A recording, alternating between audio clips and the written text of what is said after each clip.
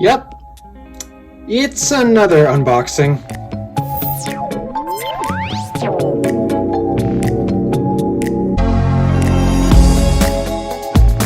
So, I have a bit of an issue with a lot of my mice. First of all, this one only scrolls in one direction, or two directions actually, up and down, not sideways. So I've been using this mouse most of the time with my iMac here, and I originally got this because I saw this ball here and I thought that meant it would scroll sideways as well, but no.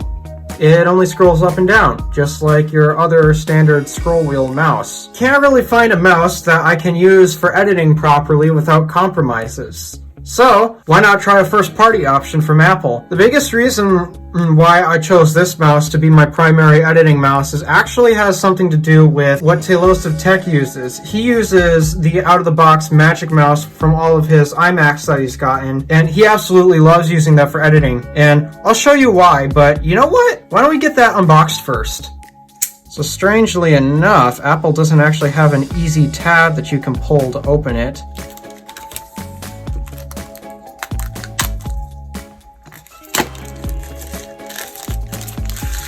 So I know this is the space gray variant, but the reason why I actually have this was because where I went shopping for this thing, well, the silver one was out of stock, so that's unfortunate for me because I prefer white over black, and this is black, and it's more expensive than the white one because, well, Apple decided to charge more for the space gray option. So this is the mouse I'm stuck with. Wow. And here it is itself, the Magic Mouse 2.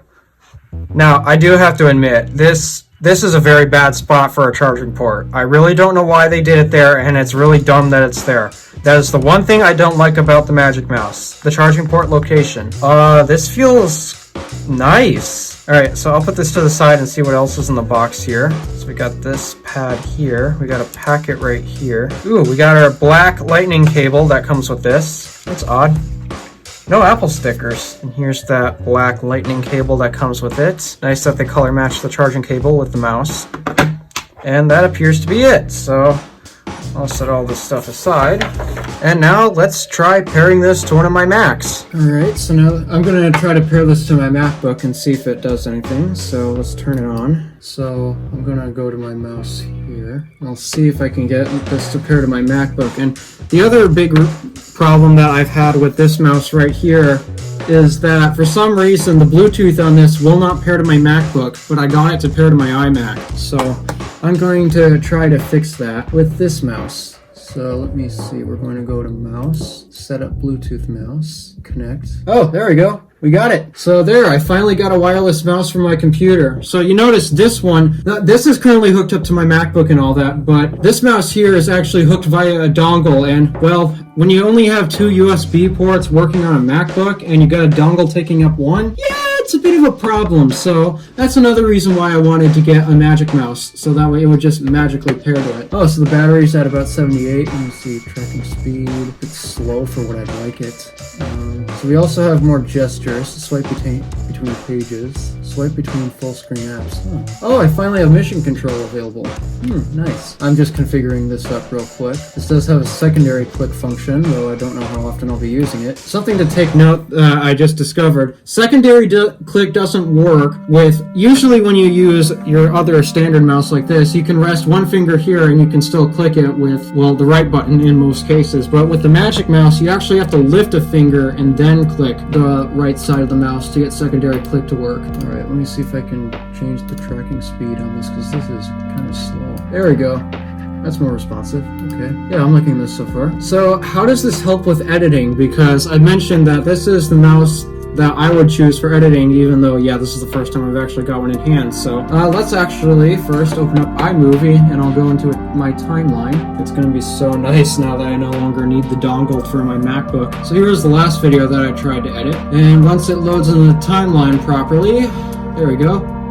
Hey, I can side scroll and move my mouse at the same time. That is so nice. Yeah, editing is about to become a lot nicer. Oh yeah, I'm gonna enjoy this. This is the biggest reason why having one of these is very nice. It's basically a trackpad on top of a mouse. Now we all know Apple is already amazing with their trackpads. So if they're amazing with their trackpads, what happens if you put it on top of a mouse? You get a really great experience. Now, I know this isn't really comfortable, like everyone says that this is one of the most uncomfortable mice to use, but it's a lot more different. With this style, you're usually resting your hand on top of the entire thing with both that and this mouse here, but actually with this, you're not resting your hand on it. You're just using your thumb and your pinky to move the mouse itself around, and then your fingers on top to do the clicking and all that. That's how you're supposed to use this mouse. And because everyone assumes, well, you rest your hand on top of a mouse all the time, so of course you gotta rest your hand on it. No, that's actually not how you do it. You just hold it with your thumb and your pinky, and then you